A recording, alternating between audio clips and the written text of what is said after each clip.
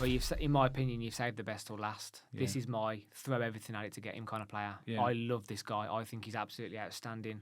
His work rate, his ability to create chances. He's a winger. He's exactly what we need.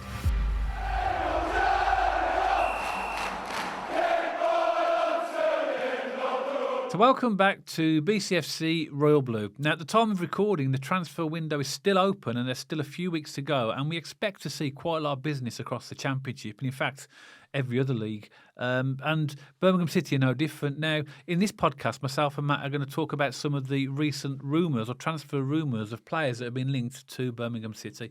Now, as always, we have to make it sort of abundantly clear that we are only going off the type of things that you guys will be reading in social media and in other sort of media channels, so that it is just speculation.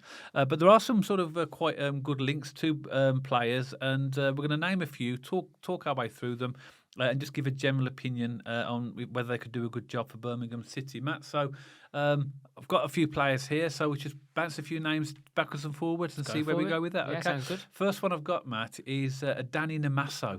What do you know about him? Well, he's a good age to get that. He's 24, 25? 24, yeah. 24, yeah.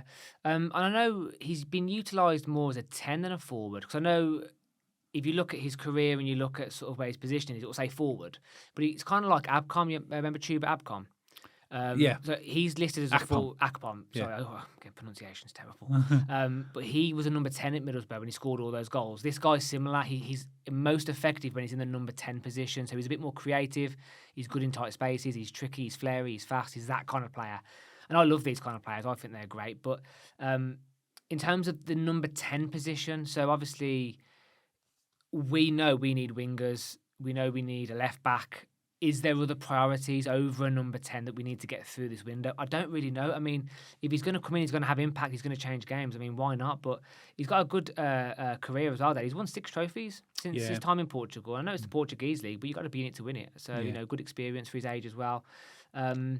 So for me, I think wingers would be my priority, but if there's a bargain to be had, I think this guy could still add value. Yeah, he was on loan at Auxerre in the French League 1 last season from Porto. He actually came through the Reading Youth Academy and he played for Reading as well. And they sold him to Porto for, reported around about £2 million. But he's got some good strength. He's passing, dribbling, and also holding on to the ball as well. So I think that does lend itself more to a number 10, to be honest. He's played as a centre forward across his career. That's from Reading, Porto and Auxerre 124 times. He's got a good goal record. 43 goals and 10 assists. So, 134 games played, 43 goals and 10 assists. That's not bad if you think of him as a number 10. Yeah, he's played as a left winger as well, 28 times, 5 goals and 3 assists, and as a second striker, which is a number 10, 25 times with 6 goals and 2 assists. Versatile. So he's versatile as well. He's played as attacking midfield as well, 19 times, 3 goals and 4 assists. So most of his goals have come from through Porto. He's 106 times, 14 goals and 10 assists. So, as a centre forward, and like you say, is that our priority position? But I think Chris Davis is going to want to strengthen in all positions. Mm-hmm. So if you've got a player like this that can play and give support to those positions, that can be a number 10, can be a number 9, flexible, then why not? I think he would. He's valued at around about 4 million on the transfer market, but I presume we'd probably get him a bit cheaper than that. I don't know. Yeah. But that's interesting one, isn't it? Mm-hmm. Yeah. Now the next one, Matt, made a lot of noise earlier in the week. Alexander Mitrovic. Yeah. Well, we all know about Mitrovic, don't we? I mean, let's just call out the elephant in the room. The big thing about this is the salary, isn't it? Because he's on astronomical wages in Saudi. I don't know what it is, but I would imagine somewhere like in the 300 grand a week category, maybe, somewhere in that region. Every time I hear wages at that level, mate, it just think, I'm not going to say how much I earn a year, but that just makes me think, what am I doing? Yeah. Well, if he's on 300 grand a week, he's getting the average UK salary in a couple of hours. That's the amount of money he's on. It's absolutely staggering. But don't forget, Matt, we are a championship team, and that level of wages is not going to be sustainable. No. So if he was to come to us, if there's any chance, that would be the stumbling block. I mean, of course, that would be the stumbling block from our perspective, but from his perspective, he might not want to come to the championship. Yeah. We know he's prolific in the championship because of what he did at Fulham. He had that amazing season where he won the Golden Boot, got them promoted, or was in the team. He didn't get them promoted, but a big part of it. But it's whether or not now, particularly at his age, how old is he now? I've got 31. He is 30. He's 30, and he might be at that point of his age and think, well, actually, if I want to come back to England, I want to crack at the Premier League. So he's a Premier League. I'm sure there'll be Premier League teams that would be willing to give him a go. Apparently Leeds are in for him as well. Yeah. The rumours, again, are flying around Leeds. But what's interesting, Ed, you've started with like a number 10 creative flair and you've gone to an absolute all-out aggressive target man in the second one. You couldn't get more juxtaposed there. But I like him. I'm surprised you're not a big Mitrovic fan because you love the target man, don't you? The old school kind of physical kind of striker. Yeah, but I'm not a fan. I mean, anybody that can score goals like him, you can't not be a fan of. But like you say, it's such a long shot, and we have to talk about it because it's rumoured. We could have easily thought to ourselves for the podcast, "Oh, that's never going to happen." But we don't know. You don't know with this club, do you?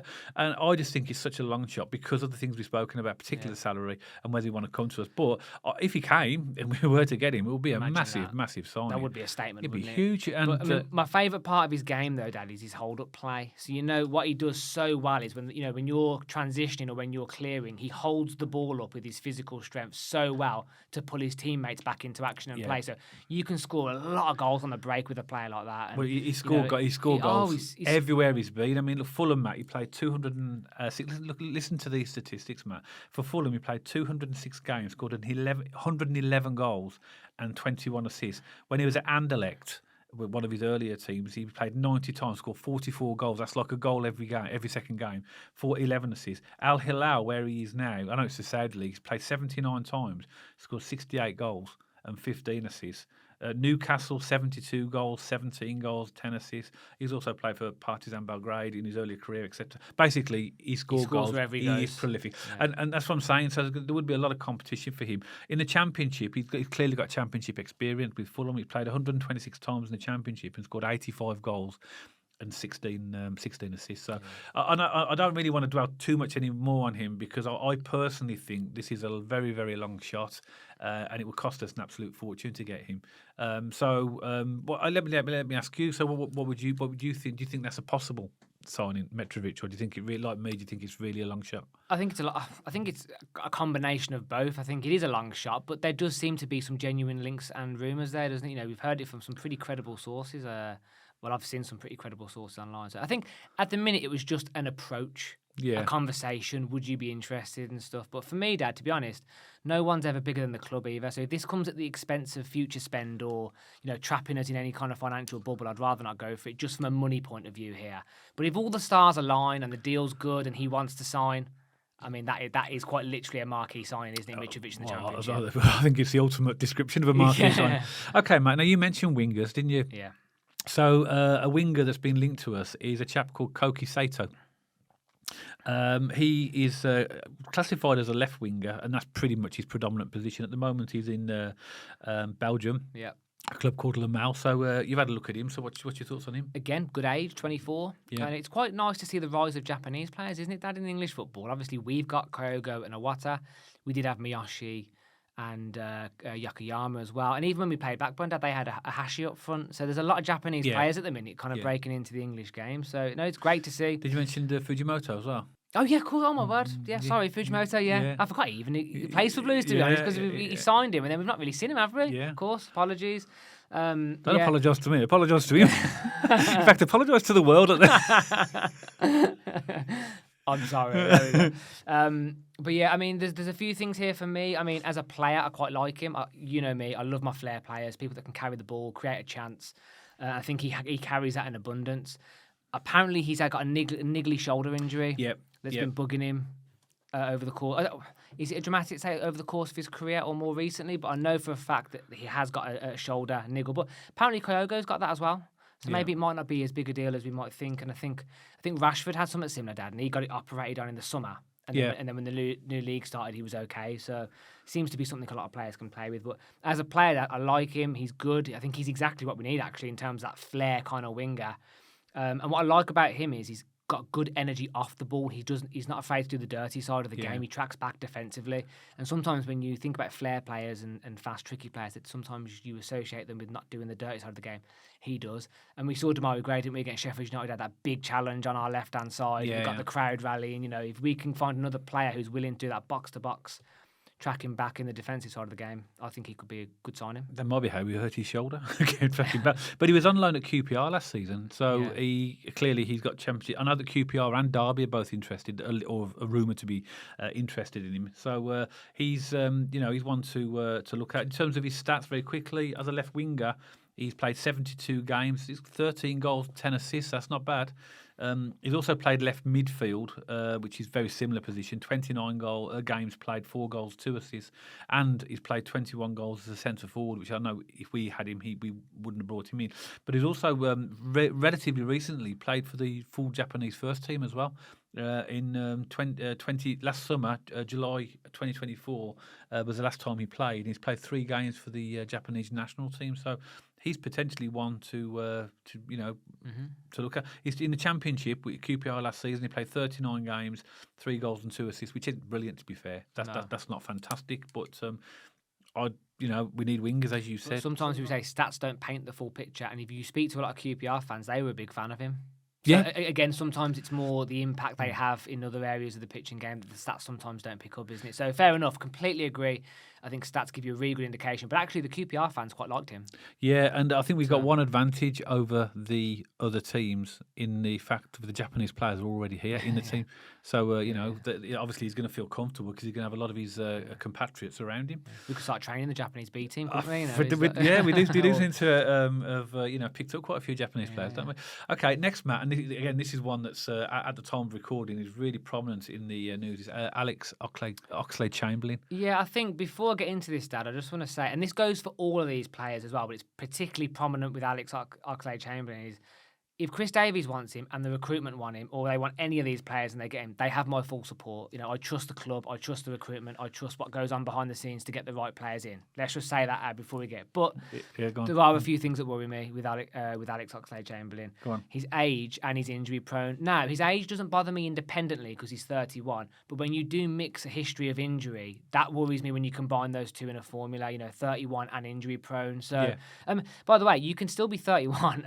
This whole thing kind of actually, although I'm contradicting myself, when people say, oh, he's 30, we're going to write him off like he's really old. 30, 31 is still a decent age. You can still have a very good career, have the fitness levels that you want. But I think for me, it's just that level of injury with his age worries me. I think that's a fair comment. I think it's fair. But, he's clearly an experienced player. No doubt. And he's obviously got, I'll go through his stats in a minute, he's won a lot of trophies as well. Premier League. He's won the Champions League as well. Exactly. And at the moment, he's with Besiktas in Turkey. But I believe that he's negotiating to come out of that contract, so he'll be free. Mm-hmm. But his wages will be expensive. But we'll be big wages. Big wages. If we're not paying a fee for him, that'll sort of offset some of that. I think there'll be a few clubs interested in him, but he hasn't moved that often. Actually, he obviously was at Southampton, and they sold him to Arsenal allegedly for around about 13 million. Then Arsenal sold him to Liverpool in 2017 for 38 million. And then 38 million. I know. And in 23, he went to Besiktas on a free transfer. So I think a lot of Blues. I've seen a lot of talk on social media about this, about the things you were speaking about there, about his age in terms of his injury proneness and whether or not he'd be a risk. I think that he could be a real big asset. A little bit like, when James Milner is one of those really, really sort of experienced players. Ashley Young. That are just around the team. You throw them into the mix, don't you? Yeah. I'm not saying he's quite at that age, of course, but he's played 235 games in the Premier League. He scored 20 goals and 24 assists in the Premier League. Champions League, he's played 51 games, 9 goals and 7 assists. In the Turkish Super League, he's played 38 games, 5 goals and 1 assist. He's got no championship experience at all. He's never played in the championship. So will he want to come to the championship? It'll be down to him. But overall, for me personally, I get what people are saying in social media, but I wouldn't turn my nose up at him. I think he would be a really good signing for us. Really good. Now I remember we did a podcast not so long ago when he was rumoured. I think it was earlier in the season, and I said, because of his age and injury proneness, I probably would pass by. But with the players that we've now brought in since, add him into that mix, and because I think he could be a potential I'm not sure he would start every game. I think he would be like maybe an impact coming off the bench and give us that extra bit when we needed it. But he could be a good sign. Dad, if you keep him fit, and everyone's happy with it, his wages aren't absolutely taking us to the bank, and again, a bit like Mitrovic, if the stars align for it, I'm not against it at all. There's just a few things in my mind when you think about the salary he would require and his age and his injury proneness. That's my only little niggle in my mind. But, if you keep him fit, he's some player. I remember, because when earlier in the transfer window, before we'd signed all these players, you looked at him and think, if that's the sort of, we're going after older, that's not fair, is it? We're going after players coming towards the end of their careers and injury prone. You think, no way. But with what we've got now, add him in. I think he could add something there. And we need wingers, Dad. Yeah, we really do. Okay, Matt. Now next is the opposite end of the spectrum. Lewis Kumas currently plays for Liverpool. He's been recently linked with us as well. So do you want to? I mean, for his age, he's got some already good experience, hasn't he? Was he been on loan at Stoke? Was it? Yes. He was at Stoke last season. Yeah. And what I read about him, Dad, when obviously he's a Liverpool player, apparently he likes to surround himself with all the big guns at the club. This is just what I read online. So he was eager to learn from Mo Salah, Luis Diaz. Obviously, Luis Diaz now plays for Bayern Munich in the Bundesliga, I think it is. He's definitely moved anyway. But the point is, he liked to surround himself with the, kind of elite players of Liverpool, and apparently people like that because it showed his mentality and he wants to learn from the best, and he was eager and he's keen. Because when you're that age, I think he's 19, Dad. Yeah, he's 19, and obviously he would have been in the academy system for some years. If you're hanging around with those kind of players and not being intimidated by it and wanting to learn, it shows you've got a good mentality, doesn't it? But good player, lots of positives. I was going to start listing off his stats, but you're the guy for the stats, Dad. But if we go through his career, he's done well, I think, for his age. And again, I think he could bring some value. He's a left winger, actually. I know that Wrexham are in for him as well. And are they? Yeah, Wrexham are in as well. And I think the media is saying that it's between the two of us. But obviously he's Welsh as well, so that maybe that will be something that will be an advantage to Wrexham. But he has played in different positions. He's down in my stats as a left winger. He's played 22 games as a centre forward, scored 15 goals and 6 assists. Actually, as a left winger, he's only played 21. This is in competitive games, 12 goals and 4 assists. And as a right winger, 13 goals, 2 goals and 1 assist. So he's played in a few positions, but it's his age for me. He's 19, and if we can get him a good price, and he could be one that we could develop for the future. A little bit like Stansfield, we bought him on a long contract, and Stano's still quite young, isn't he? So a bit like Amari Hutchinson and Ipswich. Don't get me wrong, they paid 20 million for him. I get that, but they've just sold him for 35. But he was in the Chelsea youth team. So if you find these in the youth academy system, they can go on to be great assets. I think so. I wonder. I don't know this for certain. I'm just going by his name. It's Lewis Kumas. I wonder if he's the son of Jason Kumas, who used to play for Liverpool. And somebody will tell us in the comments. But I'm pretty, because Kumas is it's not that common a name, is it? I'm probably all the Kumases now. Well, yes, we are. There's millions of us, but I wonder if he's actually related. But a young player there that if we get him, I think maybe they're the type of players that we should be looking at for development and for the future of the club. Yeah. But that'll be an interesting one. See how that pans out as well. Next, Matt, penultimate player, and he's Ben Davies. He comes up a lot, doesn't he, Ben Davies? Because we had him on loan last season. I'm going to keep this one dead short, Dad. Now Bielek's gone. Get him in. I read today that talks are stalled with Rangers, and that Oxford and QPR are interested. Okay. So, why? Any idea why? No, I don't know. I mean, it could be any reason for talk stalling. It could be Ben Davies asking for sort of certainties of how much. No, am I going to get a lot of game time? Or right. But maybe not that. I don't know. But he'd be looking at the players in front of him, wouldn't he? Clara. We've got Neumann. Yeah. Cashin's there as well, so he would be. But then again, that happened last season, didn't it? And he still came and played a load of games. Mm-hmm. I would really like to get Ben Davies. I really like, especially now Bielek's gone, Dad. Yeah. Well, we definitely need another centre half, but he's left-footed. He did brilliant for us last season. I would love to see him come back, and I hope Blues will go the extra mile to get him, because he's already proven to us what a good player he is.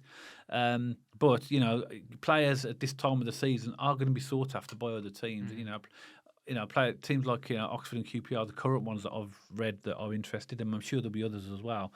But it's down to Blues really now. I'm sure that with the right package and the right information in place for him, I'm pretty sure he'd want to come back because he was well revered by the Blues fans. Yeah, absolutely. I think most Blues fans would really like to get him back. Yeah. Okay, Matt. So the final player, and again, this is a player that I thought we should talk about because he's been muted for a long, long time. This player, but he's still, from my research, has not been sold to anybody. He's Carlos Vicente. Well, in my opinion, you've saved the best till last. Yeah. This is my throw everything at it to get him kind of player. Yeah. I love this guy. I think he's absolutely outstanding.